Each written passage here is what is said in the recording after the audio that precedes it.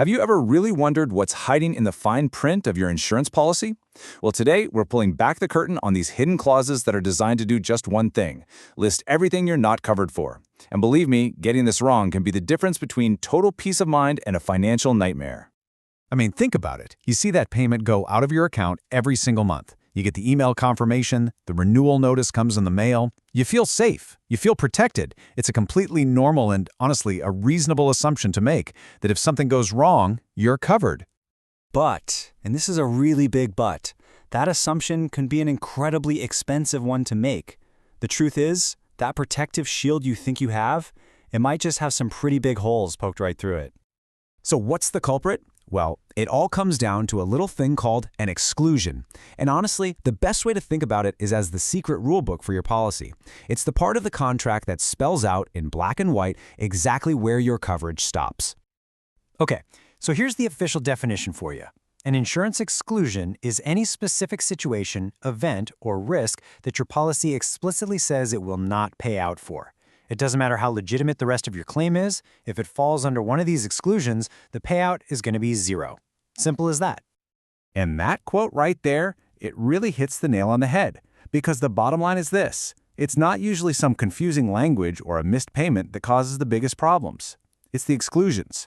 They are by far the #1 reason a perfectly valid-looking claim gets rejected.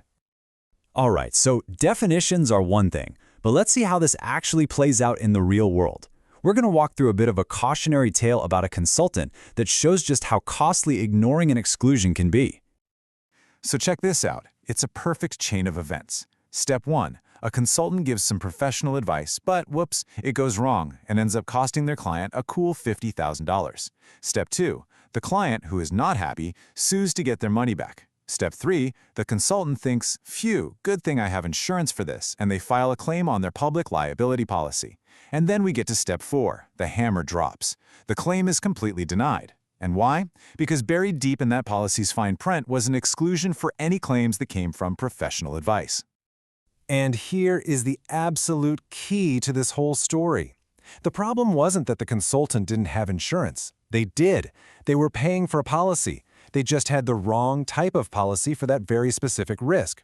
What they really needed was a totally different product called professional indemnity insurance, which is literally designed to cover you for giving professional advice. Okay, so that was a very specific example. But some exclusions, they just pop up again and again in almost every kind of policy. So let's take a look at what I like to call the usual suspects. These are the common exclusions you absolutely have to keep an eye out for. First up, we've got a batch of things that, insurance just generally isn't designed to cover. Things like intentional damage or criminal acts. That's a no-brainer, right? You can't set fire to your own business and expect a payout. Then you have pre-existing damage and just normal wear and tear. Insurance is for sudden, unexpected events, not for a roof that's just gotten old over 30 years. And finally, you have massive hazards like asbestos and pollution, which are such huge risks they're almost always kicked out of standard policies. Then we move on to the big picture stuff. Cyber risks are a massive one now.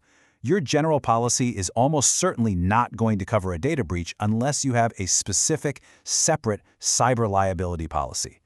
Pandemics, for pretty obvious reasons after the last few years, are now frequently listed as an exclusion or have really strict limits. And then you have the catastrophic events. We're talking war, terrorism, nuclear events. These are considered so widespread and damaging that standard insurance just can't handle the cost. Okay, I know. This can all sound a little overwhelming, a little scary even. But the good news is you can absolutely protect yourself. And the solution is actually much, much simpler than you think. It all comes down to one single crucial action. Just one. And here it is. This is the main takeaway. You need to pull out your policy documents. Yep, that long, boring PDF they emailed you that you probably never opened. And you need to find the section called Exclusions, or What's Not Covered. Every single policy has one. Read it. Understand what's in there. It is your personal rule book, and it is the only way to know for sure where you're actually exposed.